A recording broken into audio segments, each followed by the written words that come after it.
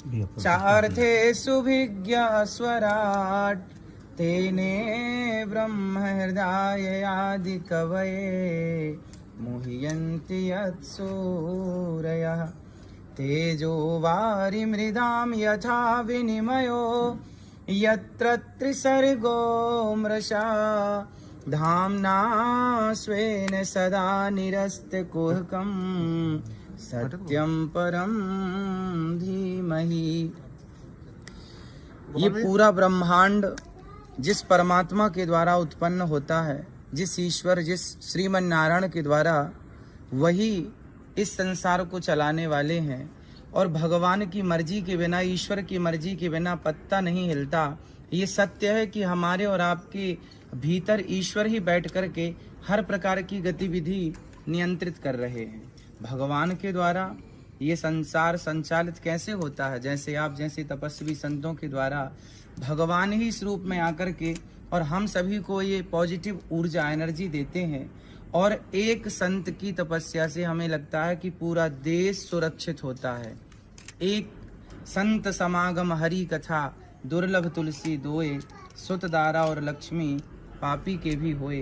भगवान का नाम, भगवान का दर्शन, भगवान की कथा। भगवान कहते हैं मोते अधिक संत कर लेखा, हमसे ज्यादा संतों में हमारा दर्शन करो। भगवान कहाँ है?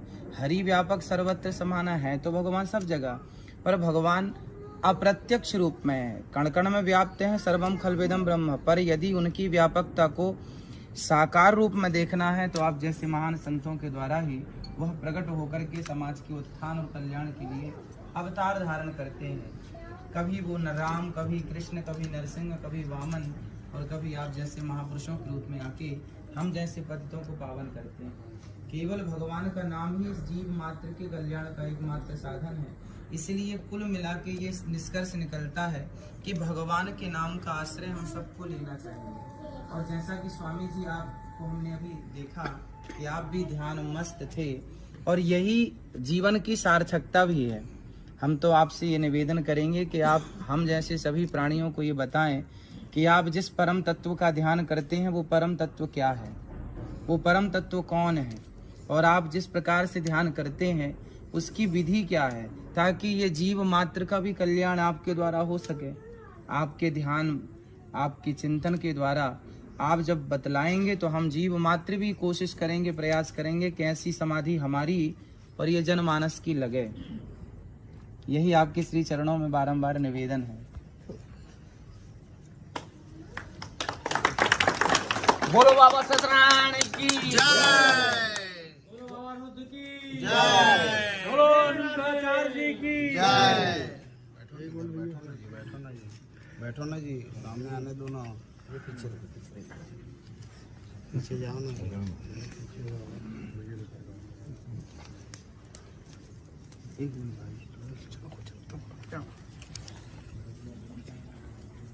छत्तीसगढ़ की राजगढ़ जिला में संत जी बैठे हैं, स्वामी श्री सत्यनारायण बाबा जी। कल दास ने भी दर्शन किया।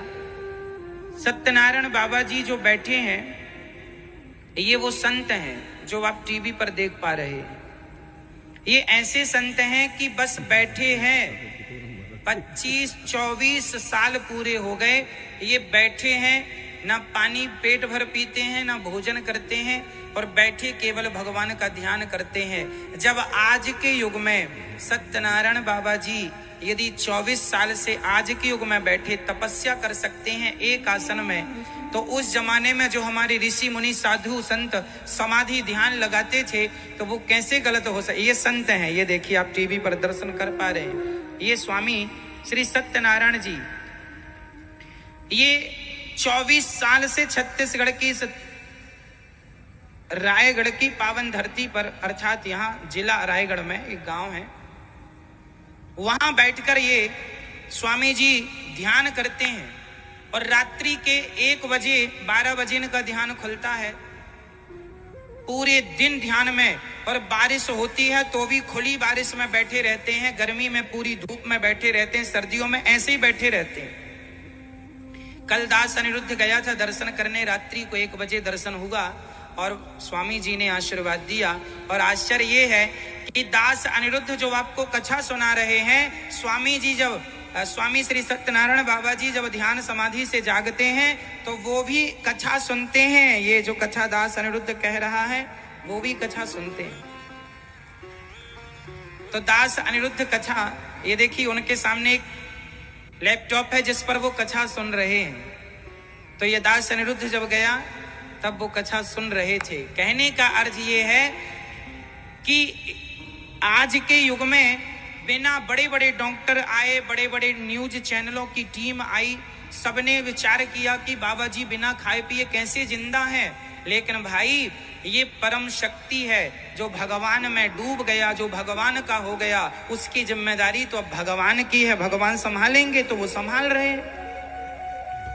आज के युग में यदि ऐसी महान विभूति हो सकती हैं तो उस युगों में, इस सतयुग त्रेता द्वापर में कोई संत तपस्या करते। हमारे भागवत जी में ग्रंथों में तो लिखा है साधु संत हजारों साल की तपस्या में चले जाते थे। ये कोई आश्चर्य नहीं है। भगवान की भक्ति में शक्ति है। उस शक्ति का एक उदाहरण स्वामी श्री सत्यनारायण बाबा जी हैं। यदि आज ऐसा है तो तब भी रहा होगा।